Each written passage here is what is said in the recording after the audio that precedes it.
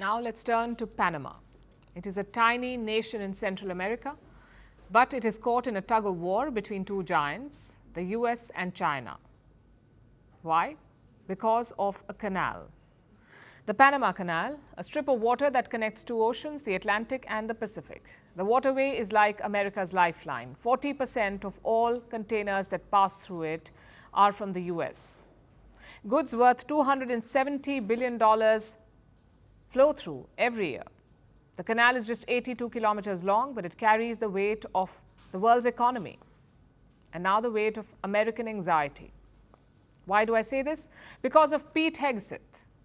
He's the US Secretary of Defense, or their defense minister, the American defense minister. He's currently in Panama.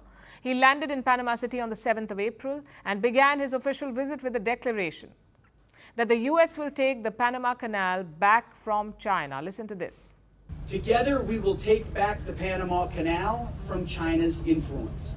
Together, with Panama in the lead, we will keep the canal secure and available for all nations. That's what Pete Hegseth said on his first day in Panama. The message was not subtle. China has to go. Let me explain what he's talking about. The Trump administration says the Panama Canal has been taken over by China. This canal has 5 ports. 2 of them are operated by a company called C.K. Hutchinson. It's a firm from Hong Kong. It operates 2 ports, one at either side of the canal. So basically, this firm controls the entry and the exit, this Hong Kong firm. And they won the contract in 1996. And the US has raised red flags since then, 1996. There are fears of surveillance, espionage, and strategic control of the waterway. And now Washington has a plan to fix it. Buy back the 2 ports. The process is already underway. American firm BlackRock will pay $23 billion for this. And China is furious. They're calling the sale a betrayal. This reaction also betrays China's true intentions. Why are they making a fuss about what a Hong Kong firm does? Maybe there is some truth to Trump's allegations. Washington says it will protect Panama's sovereignty. And what do they want in return? Military bases. President Trump says we're taking back the Panama Canal from Chinese influence. That involves partnership with the United States and Panama.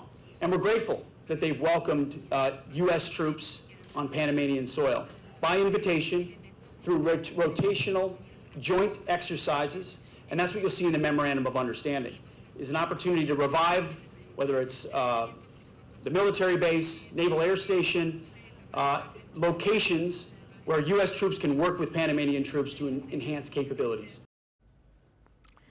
So Pete Hegseth floated the idea of U.S. bases in Panama and boots on the ground around the canal. How did Panama respond? With a firm no. Panama's defense minister cleared the air. He said no such deal has been agreed upon. Then they released 2 statements, one in Spanish, the other in English. The Spanish version included a line, and I quote, "The U.S. recognizes Panama's sovereignty over the Panama Canal." That's what the Spanish version said. This sentence was missing from the English version. So Panama is openly standing up to the US. And these 2 countries have a past. The US built the Panama Canal back in 1914.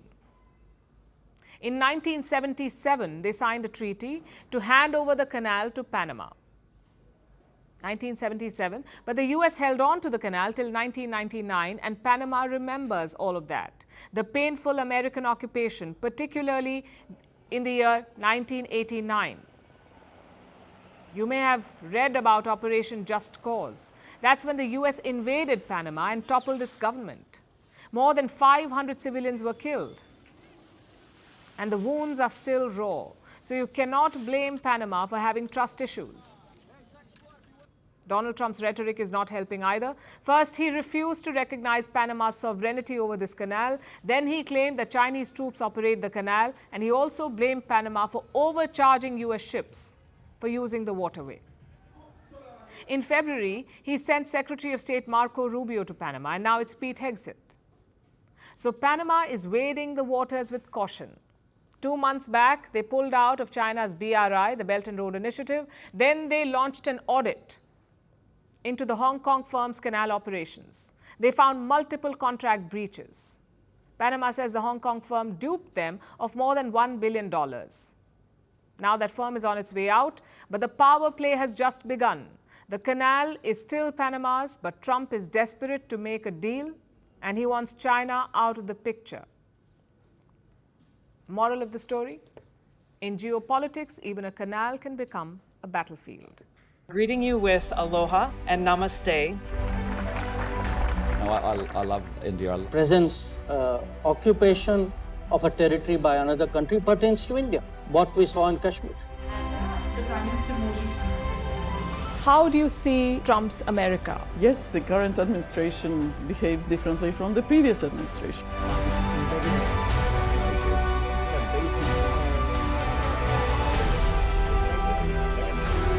Are you saying that there are foreign powers who are trying to bring down the current government in Syria? Exactly. Iran, maybe Russia too.